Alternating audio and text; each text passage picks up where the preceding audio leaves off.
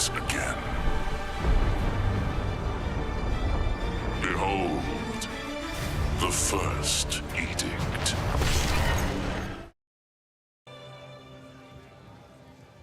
Hello and welcome back, Exiles. Today I'm going to make a guide for Walk Through the Acts. Act 1 in Path of Exile 2 sets the entire pace for your character's progression.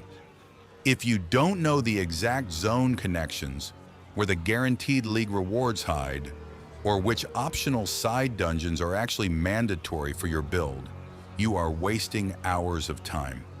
In this video, we are breaking down a complete step-by-step mechanical blueprint for Act 1.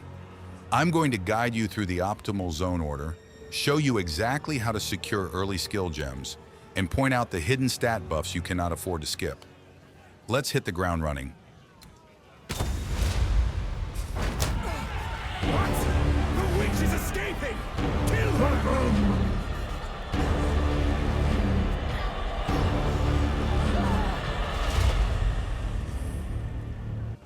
You start out on the riverbank. The strategy here is simple. Push straight forward, gather your initial active skill, and avoid overclearing. You only need just enough XP to ensure you aren't completely overwhelmed before running directly into the CLEARFELL encampment. The moment you hit town, optimize your efficiency.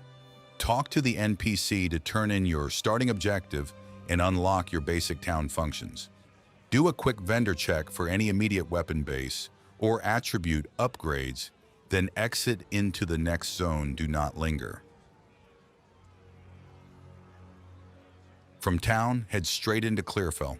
Keep your eyes open for the entrance to the mud burrow. You want to dive in here quickly to clear the objective and claim your early progression rewards. After securing the mud burrow, return to CLEARFELL and push straight through to the GRELWOOD. Now this zone is massive and can easily disorient you if you aren't careful. The trick to navigating the GRELWOOD is recognizing its layout logic. Look for the glowing root structures and natural paths that lead toward the next major transitions. Do not waste time chasing stray packs into dead ends. Stay focused on finding the exits to the upcoming side areas. While exploring the GRELWOOD, you will find a connection to the Red Veil and, more importantly, the Grim Tangle. Listen closely. Do not skip the Grim Tangle. This is one of the most critical structural nodes in Act 1. Deep inside, you will find a guaranteed League mechanic reward encounter. Completing this specific encounter drops an invaluable, uncut support gem. Getting a boosted skill gem this early is an astronomical power spike for your damage scaling. Grab it, socket it immediately, and head back out to finish the zone loop. Next up is the Cemetery of the Eternals. This zone acts as a central hub for two very important ancient crypts, the Tomb of the Consort and the Mausoleum of the Praetor. You need to enter both of these locations. They aren't just for show, they contain mandatory progression steps and hidden permanent attribute or resistance stat rewards. The layouts inside these tombs are tight, so make sure you keep a high-impact area of effect or crowd control skill ready for the narrow corridors.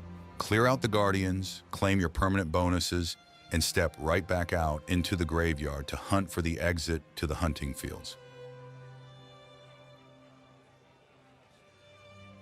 From the cemetery, you will break out into the hunting grounds. This area connects directly to FREYTHORN, which you'll need to navigate carefully to keep your quest states properly updated.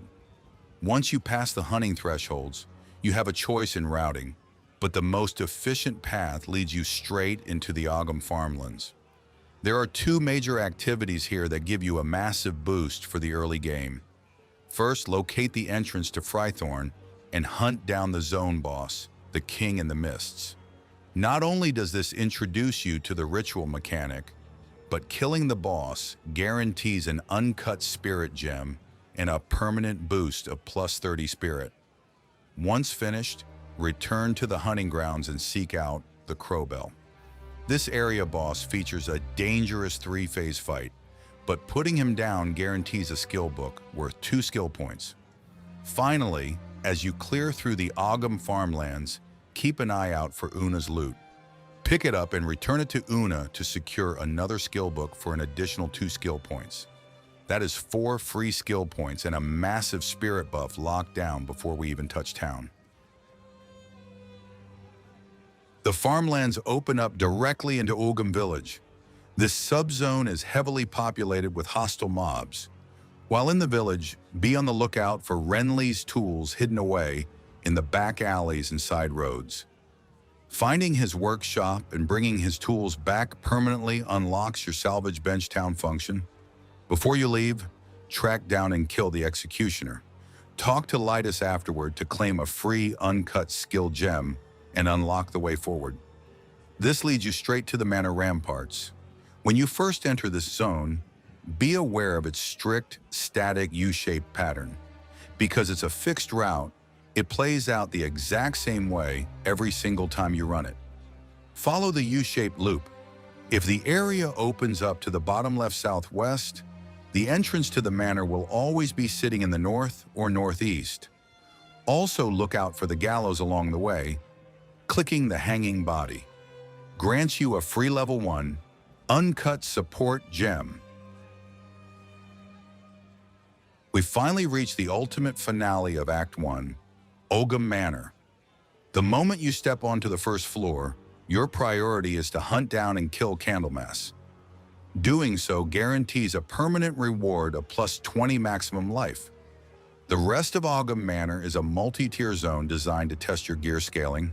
However, if you picked up the resistance rings and utilized the leveled skill gem from earlier in our route, you will shred through these manor guards with absolute ease. Navigate up to the inner chambers to trigger the Act 1 final boss fight. This encounter is highly mechanical. You need to actively respect the boss's telegraphs, use your dodge rolls effectively to iframe through danger, and keep your flash charges managed. Once the boss falls, you'll secure a massive drop of rare gear, gold, and permanent story progression. Take a breath, sort your loot back in town, and prepare to step forward into Act 2.